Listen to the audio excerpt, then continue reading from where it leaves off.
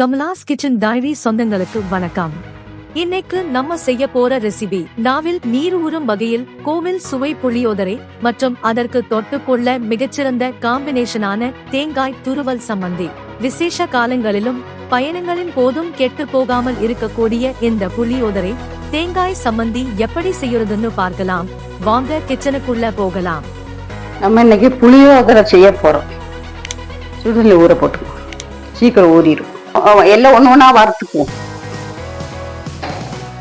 கடலைப்பருப்பு 2 ஸ்பூனு, மல்லி 2 ஸ்பூனு, மிளகு 1 ஸ்பூன் போட்டுக்குவோம், குருமிளகு, வெந்தயம் ஒரு அரை ஸ்பூன் போட்டுக்குவோம். நல்லா வறந்துட்டு எடுத்துருவோம். 2 ஸ்பூனு வெள்ளை எள்ளு நல்லா பொரிஞ்சிட்டு எடுத்துருவோம். கொஞ்சம் நல்லெண்ணெய் ஊற்றி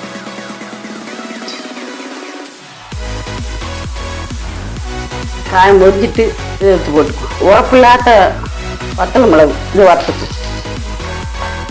நல்லா வறுந்துட்டு எடுத்துருவோம். கறியாப்பிலையும் வறுத்து சேர்த்துக்குவோம். இந்த வறுத்து வச்சதுக்கெல்லாம் மிக்சியில் போட்டு பொடிச்சுக்குவோம்.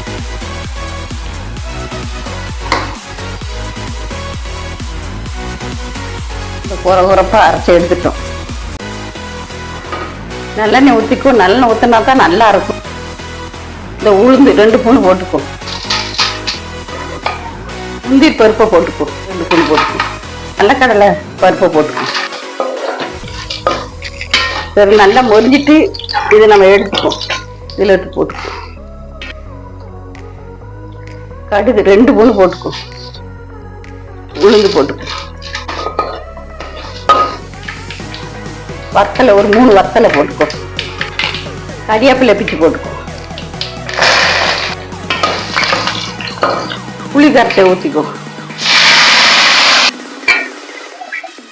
மஞ்சப்பொடியை போட்டுக்கோ, 1 ஸ்பூன் போட்டுக்கோ. கல்லுப்பு போட்டுக்கோ. கொஞ்சம் வெந்தய பொடி போட்டுக்கோ.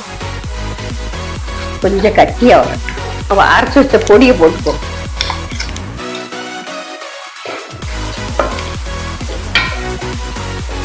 ஒரு கட்டி ஆயிட்டு இப்படி கட்டியா இருக்கணும்.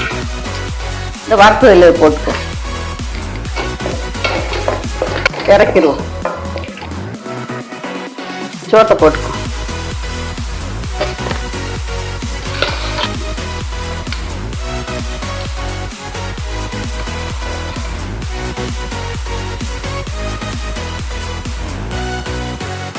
புளியோதரை ரெடி ஆயிட்டு சம்மந்தி அரைக்க போறோம். தேங்காய் சம்மந்தி அரைக்க போறோம். காரம் இல்லாதது 3 மிளகா, கொஞ்சம் கறியாப்பிலை போட்டுக்கோ.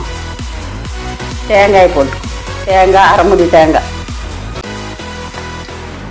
சின்ன வெங்காயம் போட்டுக்கோ. கல்லுப்பு போட்டுக்கோ.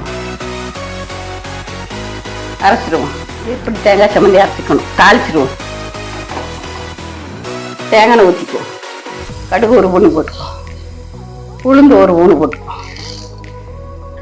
கறியாப்பிலை போட்டுக்கோ. சம்மந்தியை போட்டுக்கோ.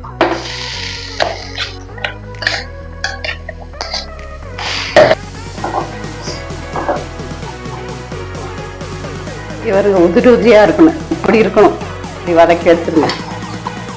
இறக்கிடுவோம். எங்கள் சமையல் உங்களுக்கு பிடிச்சிருந்தா சேனலை சப்ஸ்கிரைப் செய்து பெல் ஐகானையும் கிளிக் பண்ணிக்கோங்க गाइस.